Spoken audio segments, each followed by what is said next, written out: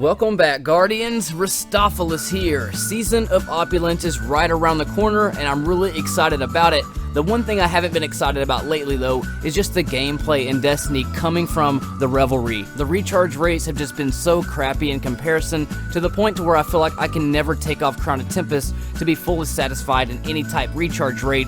And with that being said, that we got really bored really quickly. Just the same strategies, the same everything, and I want a different gameplay style. I'm happy that they're nerfing the Whisper, the Sleeper, and all that stuff, and all the more sought after, cheesier, harder activity exotics that people usually tend to go towards for crutches. I'm glad all that stuff is being put to the side for a change, because it's time for some change, it's time for some more choices, and that is what I've put together for you all today, Guardians. And I will tell you the name, the community selected name, at the end of this video.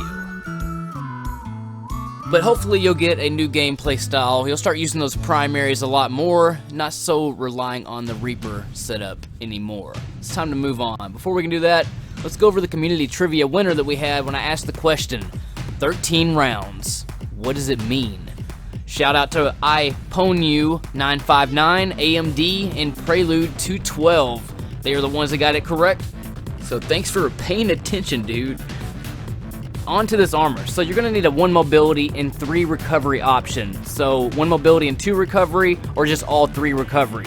Make sure that you have that. It's freaking needed. Now, light reactor is one I highly recommend. I'm building all around fusion rifles with this build, and I highly recommend you do this as well. Fusion reserve on the helmet, light reactor perk on the helmet, have a grenade mod on top of this helmet as well, because it's going to be some grenade time. We're going to skip over the arms because we're going to talk about that later. It's the main piece of this build, the 3-in-1 combo. Moving on to the chest piece, you need a 2 mobility and a 2 recovery mobile Warlock armored chest piece, another grenade charge mod, unflinching fusion if you're doing the fusion like I recommend, and then whatever reserves that you want. I would probably want a special ammo finder if I had the choice on this. Moving on to the legs, same as the chest piece, 2 mobility, 2 recovery, another grenade charge mod, and then do traction because you're not going to be using your rift too often. And with every build, it always has to have the recuperation mod on it, because the recuperation perk is the most beastly thing you can have in run and gun. Touch that orb, you immediately get the health back and it keeps you in the fight, whereas better already, when it starts building your meter up, it'll cut your health recovery off if you're shot again, so always go recuperation. This is where things change on your bond. You're going to need a fusion rifle reserve, another grenade charge mod, unless you have an opportunity to use armaments, either taken or fallen. If there's fallen enemies or taken, then you would put the taken armaments on. That means this build will in all have 4 with armaments, or all 5 with grenade charge mods, including the arm piece. Now let's talk about build option number 1, which is bottom tree Dawn Blade. Tracking swords, you have Phoenix Dive, you have the blow up fist melee, you have the solar grenade, healing rift, and the only jump you should ever use, burst glide. Make sure you tune your helmet down to 3 recovery, or up I should say, on the bottom slot, and then put the Ophidian aspect on with a grenade charge on, and you will have a 708 build. With this on, you can afford the recovery because of the awesome recharge rate you get with weapons like Jotun or Timeline's Vertex. It all makes up for it. The difference in 8 to 10 recovery is 1 second difference. So you're not missing out on that much recovery, and this reload speed you get with the Ophidian aspects keeps you running and gunning where you can get that in just in time, and the solar freaking Dawn Blade just keeps on charging itself over and over and over again, so you can pull off amazing ad clear strategies like this where you pretty much just own an entire area. There's really not much anybody can do. You have so much range and so much power. It's like getting hit with rockets, and then if you are ever bumped back or stomped away, you have that Phoenix Dive to not only heal you but also save your life. That incredible reload speed if you're a rocket user, field prep cluster, boom boom boom, Ophidian freaking aspects. Now let's move on to the second build option. You're going to flip the helmet up to the mobility stat, so it's 1 mobility and then 2 recovery. Just do that and you're good for the next 2 options. I highly recommend bottom tree, but you can use whatever tree that you want, but I like the Arc Soul, the Electrostatic Surge, and the Landfall when I'm all up close beasting. Gets that back. I've been messing around with the Arc Bolt Grenade and the Pulse Grenade lately, Healing Rift, and the only jump, Burst Glide. Getaway Artist is the piece for the second option on this. You get the option to have momentum transfer from the collection tab, or if you can get it to roll with impact induction, that's 4 seconds off every melee hit you do with a 6-second cooldown. And then I have heavy ammo finder with that, but like I said, your version may be different. We're just getting it for the 717 build and for that Arc Soul buddy like a crackhead on our shoulders, firing off many shots at a time. It really does let you get up close and really wreck with this, staggering enemies with it or finishing them off while you're doing a reload. Either way, the Arc Soul has opened up so many new beasting opportunities, and I love the way that it fights with this on. This was my main Crucible build, 5 grenade charge mods along with the Getaway Artist, but I found out that it's actually pretty nasty in PvE. You get grenades back every 18 seconds. You don't really need 5 mods to get it back in 18 seconds, but the 5 mods or the 4 with the armaments, if you have fallen armaments on or taken armaments and you need it, but 4 or either way, even 3 will get it back. But it's just so you never ever go without it if anything were to happen. Like I said, I'm all about grenades and weaponry for this DLC. I'm not really caring about the super recharge rate or any other mods or anything that can come out. I just want grenades back, and I want weapons, and I want a beast. And this gun, or what should I say, friend, or should I say exotic, or whatever, is just an awesome piece to have at your side. Also, when proccing the taken armaments, you can just get a kill with this on, and it gives you the heavy ammo. As you'll see, I'm picking up heavy as I'm bombing away doing the Ascendant Challenge. So if Opulence has a lot of taken enemies or a lot of fallen enemies and you have the fallen armaments, this is just going to help you wreck run and gun even more hardcore with it on. So Getaway Artists are one of my favorite game-changing pieces right now, and this is probably not going to be the one I main most, but it's probably going to be a tie with all 3 of them. For the third build option, you're going to need Controverse Hold. They roll with the momentum transfer to get your melee back from the collection tab. I used to have them in impact induction and needed a mod. Regretfully deleted it, but it does stack with the perk that it has. You charge your grenade, you throw it, and it gives you a random amount of your grenade energy back when you hit a target. Sometimes it'll give it all to you back, sometimes it doesn't. But it's a 708 build. You have Nova Warp, you have the handheld Supernova, you have a Dark Matter. Void ability kills, heal you, and give you some ability energy back, and then Atomic Breach, you blow up a target, they blow backwards basically. I've been trying Scatter Grenade out lately, and I also like the Grape Grenade as well, the Vortex Grenade, but I've actually been digging the instant kill from having the Scatter Grenade over the Grape, but Healing Rift and then Burst Glide obviously. You also are harder to kill when you have this. It gives you super strength when you charge the grenade, so if you're ever in trouble, you can always just hold that down to basically just protect yourself for a brief second and then throw it to stagger or do whatever you have to do. But you can see right there, it didn't give me all the grenade back, but I have those 5 grenade charge mods on that gives me the recharge of it back really quickly if it doesn't give it back. And you'll see I hit it again, and then I have it all back for another grenade. So these are really random, but the more grenade charge mods you have, the more grenades you're always going to have, and you'll luck out quite a bit and always get that grenade to come back to you. It happens a lot, honestly, so it doesn't really matter with or without it giving you all back. The grenade comes back within like 10 seconds, so it's not that big of a deal. And then Nova Warp with its recent buff, just destroying now as well. I've been really getting the hang of it lately. I really do like the Nova Warp. I didn't like it even before it got nerfed. I didn't really care for it. But now it's kind of just growing on me because, like I said, I want that change, and the Controverse Hold have been that positive change. It completely makes mid-tree worth using because I'm getting a lot of powerful grenades instead of just regular grenade charges back. So anytime I charge a grenade, I'm also not able to take really any damage against these adds because the strength is so powerful. You could use this with top or bottom tree if you wanted to, but I recommend it with the mid-tree and getting those little Nova Bombs to throw at everybody and then getting it back really quickly. The survival rate on this is super high. It's why you can afford to go 8 recovery because you always have something there that watches your back for you, such as that. Plus I'm getting healed if I get a kill with the Void ability, so it has almost like a mid-tree Titan feel because you mark the target, you get healed, but you don't mark them, you just kill them with a Void ability. So that's a really good aspect to have when it comes to run and gun. And if you mix it with really good weapons, high impact weapons, fusion rifles, like I said, this is built all around fusion ammo, so I'm getting plenty of that to go wrecking with. I'm getting plenty of grenades. It really makes me enjoy using primaries a lot more because I know that I don't have to rely on the energy to stay alive. I can still rely on these gauntlets in any of the subclass trees or any of the builds 1, 2, and 3 to keep me alive. I got the reload speed, I got the arc guy on my shoulder, I have the armor from the Controverse Hold, plus the grenade recharge all coming back to me. Everything just really works right now, and it's made the combat experience a lot more enjoyable.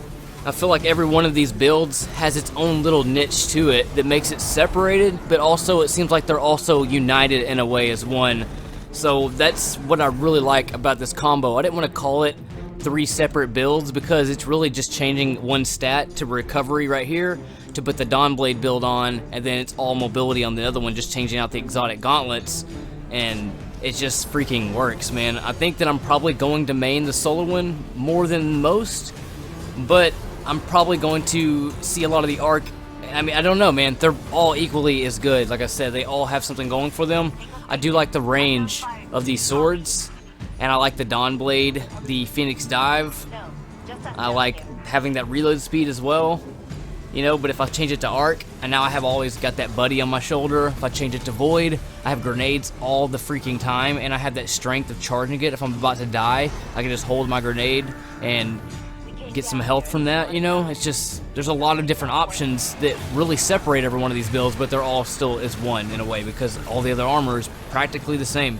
Just 5 grenade charge mods, those gauntlets, and the right stats, and then armaments if you need it. It would be 4 grenade charge mods plus armaments, but other than that, it would be always all 5. And some people would say, well, you don't really need it with Reaper gear and stuff. I'm not even focused on reaping anymore. I'm just focused on what's most fun right now in the game. And though I will get the grenade a lot by having the major rewards perk, there's still areas I can tell that I don't have grenades all the time. You know, somebody steals the kill or anything like that, so I'm still left without. And knowing that I always have it to proc the armaments, it's just even more beast. But as far as ad control, Dawnblade with the swords pretty much got that part won by a lot. It just takes out anything as far as invaders as well. I mean, you can see right here, I'm going to knock all these invaders out. It just has all that tracking to it, and they have damage fall off when they're trying to hit you. You really got to get that snipe shot just to take me down when I'm in this kind of stance. And get that rocket to go to work when dude wants to pop out. What up? 4 freaking down. All 3 of the builds have between a minute to a minute 45 second supers, depending on how much combat is going on. Grenade charge on solar is between 27 to 30 seconds, 34 stock with all the mods on, but if you get a couple melees in, the 4 seconds will reduce that time, but it usually goes to around 27 on average. Your melee is a minute and 20 second on the solar.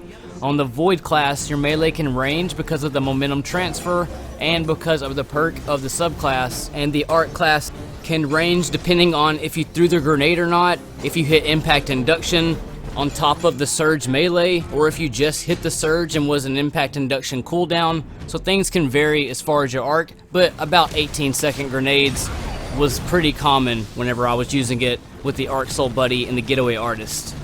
Every class is completely tuned. You have optimal mobility, you can still reach greater heights when you're speed running and trying to catch up. You have great recovery, you have things to back you up when you're in the fight along with that recovery. And to top it off, if you pop your rift before the sentry guy runs out, your rift will still shoot as if you have Getaway Artist, so it's like a non-stop kind of thing you can keep having going on top of your rift charging faster when you're near allies. So pretty much you're always going to have that going on. You're going to get fast enough supers. Your super's really not going to be the main focus though, because you're able to shred so much without even having to rely on the super, that the super's really just going to be there if you just want to pop it or if you're about to die and need the extra armor. The Arc Soul and you alone, with a fusion rifle especially, is going to make you feel invincible a lot of the time. It never ends. You can pop the rift with it to keep it going as well. It's always back if it hits a lot of targets before it even ends. So you can pop another one even though that one hasn't even ended yet. So just drop a rift or don't drop a rift and walk in with your weapon. It makes you appreciate your primary weapons a lot more now because, like I said, it's like you're invincible at times, especially in strikes. It makes Nightfall soloing easier. It just is always there helping. When you're not shooting, it's still shooting, and it never kind of stops. So that's why this build is so just mainly focused on your weapons. Like I can pull his Trackless Waste out, and even if I'm in a situation where Trackless isn't going to be enough, it makes it to where I can still beast through and feel like a champion when I survive. Jesus freaking heck. This thing destroys, man. Any type target. I'm afraid to even hype this gun up because I don't want Bungie to touch it because it is so damn perfect. The handling when you have Ophidian aspects on is incredible, especially with my timeline vertex. You sweep all these shots, the reload speed is immaculate, everything about Ophidian aspect is just such an underrated exotic. That was all I cared about in year 1 because recharge rates sucked so bad. All I wanted to do was reload weapons fast and go fast. and a fitting aspect became a quick staple because of that reason alone, and it's probably going to be the reason that I main it so much in Gambit Prime, because the Dawn Blade and the fitting aspect, it's meant for invaders and for ad clearing basically because of the tracking swords. And as far as the Void build, it's so damn good, man, that it just keeps freaking going. I have all these options now, and I'm never without. All I want is grenades and good weapons. That's really my main focus now. Like, I'm just so, I don't care if there is something that hits more powerfully or whatever. I don't even care anymore, dude. I just want to wreck. I just need grenades to do that because I feel more safe and more in control of any kind of ad scenario when I have a grenade to go in. I still think that's why Destiny 1 combat is so much more fluent and better than D2 combat, and it was because you had so many more abilities, and it was because you had a lot of grenades. You have guns with Grenadier, especially in this game, going with this recharge. It's going to be even more beastly. Maybe not as beastly as D1, but we had Army of One and Grenadier in D1, and those recharge rates on top of the natural recharge rate was just a lot better, a lot quicker. It was like 8-second grenades with any class, basically, if you had a 5-tier grenade, a gun with Grenadier or Army of One on it. So you can't really do that in Destiny 2, but this is as close to that recharge rate feel that D1 has inside of D2 by having these builds on. If you followed any of my other past builds, you probably already have all the gear for these as well. You just need the exotics and then the grenade charge mods to go around, which you probably, if you have any of my other builds, have some of those on as well. I'm really looking forward to Season of Opulence. I needed this change to kind of just renew things for me a little bit. I got tired of a Hamakara, which I'm glad they're nerfing. I got tired of really everything on any Guardian. O-rigs, all of it, man. Just take it away. Buff up the other stuff so everything becomes more usable. Auto rifles need a change too, Bungie. I can't even use an auto rifle hardly anywhere except for patrol and feel like I'm wrecking with it. So, a little recap on the build. You get 22 fusion rounds, 21, 22, depending on what fusion you're using. You get incredible recharge rates. You get incredible strength with the Void class. You get a helper with the Arc class. And you get incredible reload, Phoenix dive, and some good super lasting abilities with the Dawn Blade Solar class. They're all beast, and the first name that came out when I read it on the community tab was Universal Soldier, because that's exactly what this build is. You are a soldier in combat, dealing with your own life battles and taking out that aggression in space. My name is Ristopoulos. You can catch me on live stream sometime, Guardian. teespring.com/Ristopoulos. If you want to help me grow as a channel, support me on that kind of level, I would highly appreciate it. But that's all I got, Guardians. Thanks for your time, and I'll see you next time. In space.